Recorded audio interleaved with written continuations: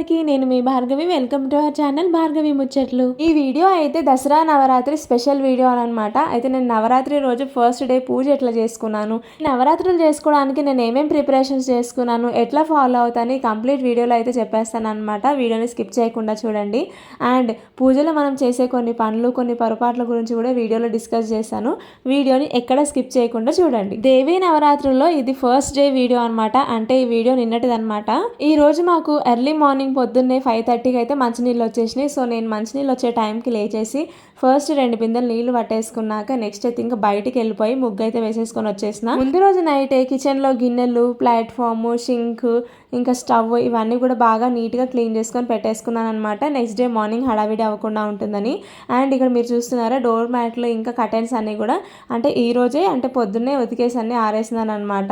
ఎందుకనంటే ముందు రోజు నాకు కొంచెం హెల్త్ బాగాలేకుండా అంటే ఫీవర్ అనమాట. మా ఇంట్లో మా చిన్న పాపకి ఫస్ట్ స్టార్ట్ అయిపోయింది. ఇంకా నెక్స్ట్ నాకు, మా పెద్ద పాపకి ఇట్లా అందరికీ ఫీవర్ అయితే వచ్చేసింది. మీరు కూడా చాలా జాగ్రత్తగా ఉండండి. బయట అంతా కూడా వైరల్ ఫీవర్స్ అంట. సో అందుకని నేను కూడా కొంచెం అంటే థ్రోట్ కూడా ఇన్ఫెక్షన్ లాగా అనిపిస్తుంది, బాగా కొంచెం మాట్లాడడానికి కూడా ఇబ్బందిగా ఉంటుంది.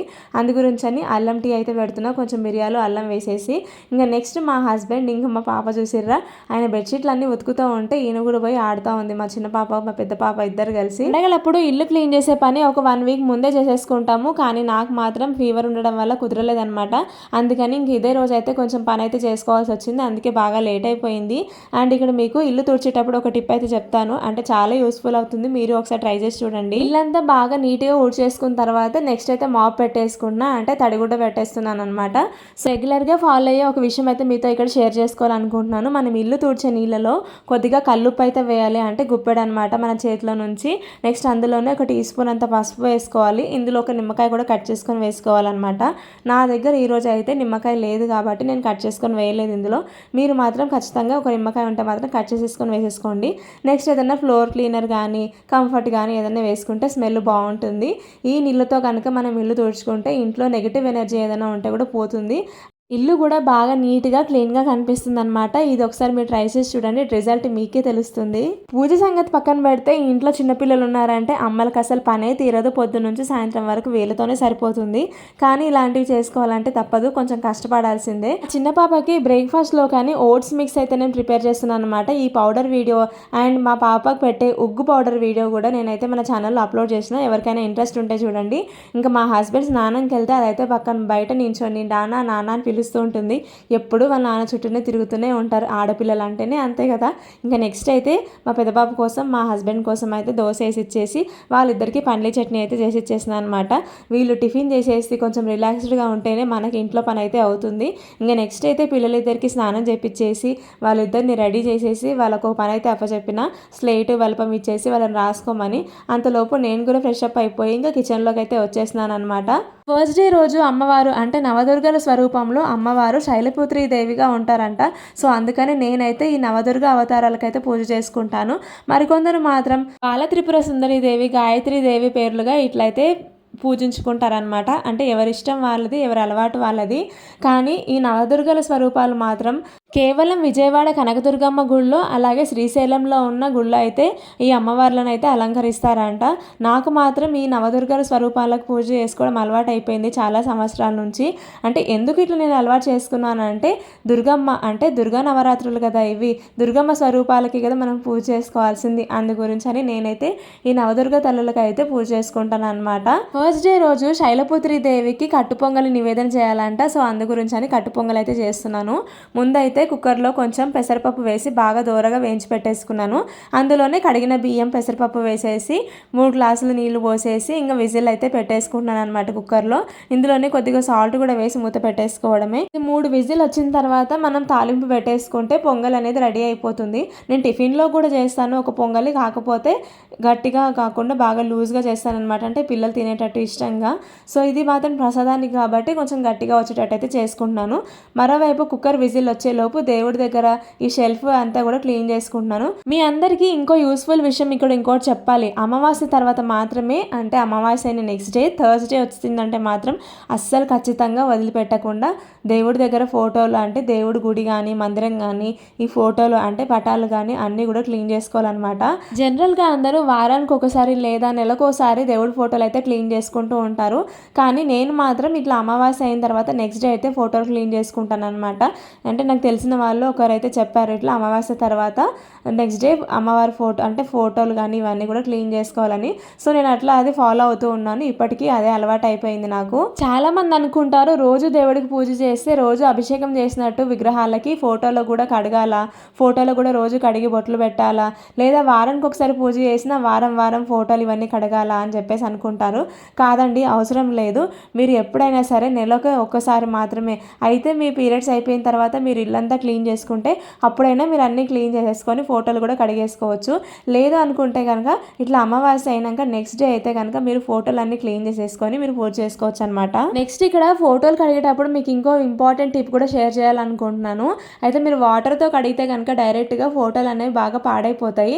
జస్ట్ నేనైతే ఇట్లా పైన వైప్ చేసినట్టు కొన్ని నీళ్ళు వేసి పడినట్టుగా తుడిచేస్తున్నాను, ఫోటోలోకి వాటర్ ఎండిపోకుండా. కొందరు ఏం చేస్తారంటే బాగా ఎక్కువగా ట్యాప్ కింద పెట్టి కడిగినట్టు బాగా వాటర్ అన్ని పోసేసి ఫోటోలు అన్నీ బాగా మునిగిపోయేదాకా తేలేటట్టుగా కడుగుతారు. అట్లా చేయడం వల్ల ఫోటోలు మొత్తం పాడైపోతాయి. మనం ఫోటోలు పెట్టుకుంటున్నాం కాబట్టి ఫోటోని జస్ట్ వెట్ వైప్స్తో కానీ తడి క్లాత్తో కానీ మనం ఫొటోస్ క్లీన్ చేసుకుంటే ఫొటోస్ అనేవి ఎక్కువ కాలం పాడవకుండా ఉంటాయి అన్నమాట. బెస్ట్ థింగ్ ఏంటంటే వెట్ వైప్స్ యూస్ చేయడం. వెట్ వైప్స్ వల్ల మంచిగా ఫొటోస్ అన్నీ కూడా డస్ట్ అంతా కూడా బాగా క్లీన్ అయిపోతుంది అండ్ ఫొటోస్ కూడా పాడవకుండా ఎక్కువ రోజులు ఉంటాయన్నమాట. నెక్స్ట్ ఇంకా బొట్టు పెట్టుకునే విషయంలో కూడా బొట్లు కూడా చాలామంది అంటే అమ్మవార్లు కానీ స్వామివారు అంటే దేవుళ్ళ ఫోటోల ఫేస్లు కనిపించకుండా మొత్తం పెద్ద పెద్ద బొట్లు పెట్టేస్తారనమాట.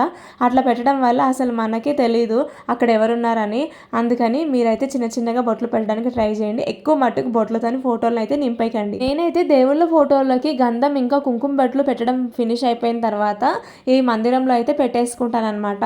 అయితే మీ దగ్గర కనుక దేవుడి రూమ్ సపరేట్ ఉంటే కనుక, లేకపోతే మీరు ఒక షెల్ఫ్లో పెట్టుకున్న అట్లీస్ట్ కింద ఒక పేపర్ అయినా వేయండి, లేదంటే ఒక క్లాత్ అయినా వేయండి. డైరెక్ట్గా కింద మాత్రం అస్సలు పెట్టకూడదు దేవుళ్ళ ఫోటోలని. మంచిగా అర్థం అవ్వడానికి ఒక ఎగ్జాంపుల్ చెప్పనా, మన ఇంటికి ఎవరైనా చుట్టాలు వచ్చారనుకోండి, అప్పుడు వాళ్ళ కూర్చోమని ఏ చైరో ఏ చాపనో వేసి వాళ్ళని కూర్చోమంటాం. కానీ డైరెక్ట్గా కింద అయితే కూర్చోబెట్టాం కదా. మరి దేవుళ్ళు కదా, దేవుళ్ళని మనం డైరెక్ట్గా కింద ఎట్లా కూర్చోబెడతాం చెప్పండి. అందుకే వాళ్ళకంటూ ఒక ఆసనం వేసి వాళ్ళని కూర్చోబెట్టండి. అంత ఆసనాలు వేసి మనకు స్తోమత శక్తి లేదు కాబట్టి అట్లీస్ట్ ఒక పేపర్ అయినా ఒక చిన్న క్లాత్ అయినా వేసి నీట్గా వాళ్ళ ఫోటోలను అయితే పెట్టేసుకోండి. ఇంతకీ మీలో ఎంతమంది శరన్నవరాత్రులు చేసుకుంటున్నారో కమెంట్ సెక్షన్లో కమెంట్ చేయండి. నేనైతే నా చిన్నప్పటి నుంచి దసరా నవరాత్రులు చేసుకోవడం నాకు బాగా అలవాటు అయిపోయింది. ఇప్పటికీ పెళ్లి తర్వాత కూడా కంటిన్యూ చేస్తూనే ఉన్నాను. జనరల్గా ఈ పూజా మందిరంలో ఫొటోస్ అన్ని కూడా ఒక ఫిక్స్డ్ ప్లేస్లో పెట్టుకుంటాను నేను. కాకపోతే దుర్గా నవరాత్రులు కదా, సో దుర్గమ్మ ఫోటో మిడిల్లో ఉండాలని చెప్పి నా తంటాలు పడి సెట్ చేసుకుంటున్నాను అనమాట. ఇంకా నెక్స్ట్ అయితే ఒకవైపు కట్టు పొంగల్కి కుక్కర్ విజిల్ వచ్చేసింది. పూజ మందిరంలో ఫోటోలన్నీ సదరడం అయిపోయింది. ఇంకా నెక్స్ట్ అయితే గడపకైతే పూజించుకుంటున్నాను అనమాట. గడపను పూజించిన తర్వాత మనం ఏమైనా పని చేయాలి కదా, సో అందుకని గడపను పూజించుకుంటున్నాను. ఈ మధ్యకాలంలో నేను ఈ గడపను పూజించే విషయంలో కూడా ఒక వీడియో చూస్తున్నాను. అంటే యూట్యూబ్లో సోషల్ మీడియాలోనే గడపను పూజించొద్దు, అంటే గడపకి బొట్లు పెట్టొద్దు, గడపల మహాలక్ష్మి, ఆ గడపకి పైన ముగ్గులు వేస్తారా, ఇట్లా కుంకుమ బొట్లు పెడతారా, ఇవన్నీ అని.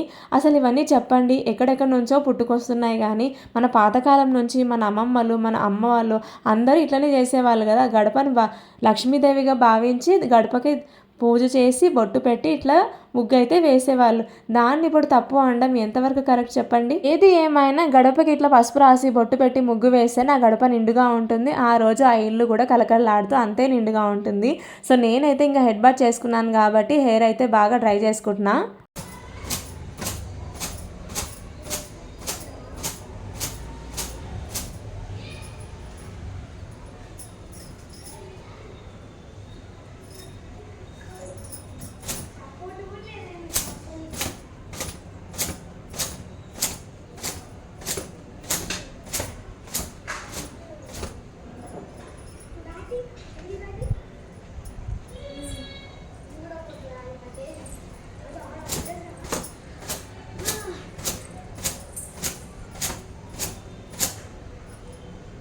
నేను ఇక్కడ మీకు టవల్తో హెయిర్ డ్రై చేసేది ఎందుకు చూపిస్తున్నానంటే మన సబ్స్క్రైబర్స్ మన వ్యూవర్స్ చాలా రిక్వెస్ట్ చేస్తున్నారబ్బా హెయిర్ డ్రై చేసుకుంటప్పుడు టవల్తోని నేను ఎట్లా హెయిర్ డ్రై చేసుకుంటానని చెప్పి చూపించమని అండ్ ఒరిజినల్ సౌండ్తో అప్లోడ్ చేయమని.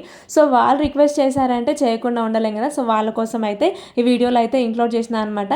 నెక్స్ట్ అయితే ఇంకా హెయిర్కి కొంచెం నేనైతే కండిషనర్ అప్లై చేసుకుంటున్నా సో దట్ బాగా చిక్కులు పడకుండా ఉంటాయని. తర్వాత మనం పూజ అయిపోయిన తర్వాత కూడా మెల్లిగా హెయిర్ అంతా కూడా బాగా దువ్వేసుకొని జడేసుకున్నా కూడా చిక్కులు పడకుండా ఉంటాయి, ఎక్కువ హెయిర్ లాస్ అవ్వకుండా ఉంటుందని చెప్పేసి అని కొంచెం అయితే నేను హెయిర్ కండిషనర్ అయితే అప్లై చేసుకుంటున్నాను అనమాట. హెయిర్ కండిషనర్ అప్లై చేసుకున్న తర్వాత జడకున్న చిక్కులన్నీ కూడా తీసేసుకొని ఇంకా నెక్స్ట్ అయితే జడ అయితే వేసేసుకుంటాను. అంటే మనం తలకి కొప్పు కట్టుకొని కానీ జడ వేసుకోకుండా కానీ పూజలో కూర్చోవద్దు అంటారు కదా. సో అందు గురించి అని ఇంకా జడ వేసుకుందాం అని చెప్పేసి అని బయటకు వచ్చేసి జడ వేసేసుకుంటున్నా.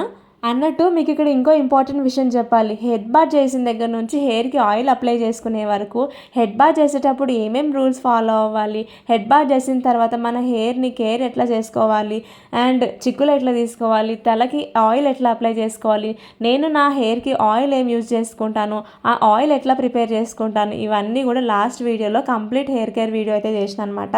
ఆ వీడియోని నేను డిస్క్రిప్షన్లో కూడా ఇస్తాను అండ్ లాస్ట్లో ఎండ్ కార్డ్స్లో కూడా వస్తుంది, చూస్తుండండి మీరు.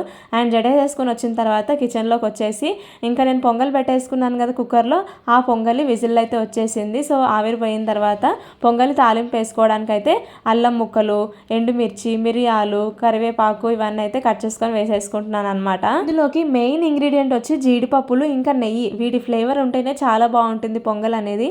ఇంకా నచ్చిన వాళ్ళు ఇందులో ఎండు కొబ్బరి కూడా వేసుకుంటారు. సో నేనైతే ఎండు కొబ్బరి వేయను.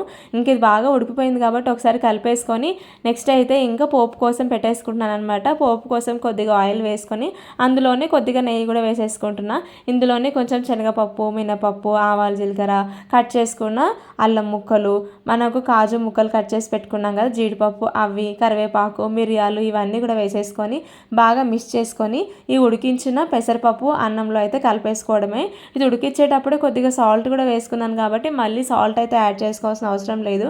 టేస్ట్ అయితే చాలా బాగుంటుంది. నేను ఇది ప్రసాదం కోసం చేసినా కాబట్టి ఇట్లా కొంచెం గట్టిగా చేస్తున్నాను, కానీ జనరల్గా అయితే బ్రేక్ఫాస్ట్లో కూడా చేస్తూ ఉంటాను ఒక్కోసారి. అది ఎట్లా చేస్తానంటే పెసరపప్పును బాగా వేయించేసి తర్వాత హాఫ్ కప్పు పెసరపప్పు వేస్తే 1 గ్లాసు బియ్యం వేస్తాను.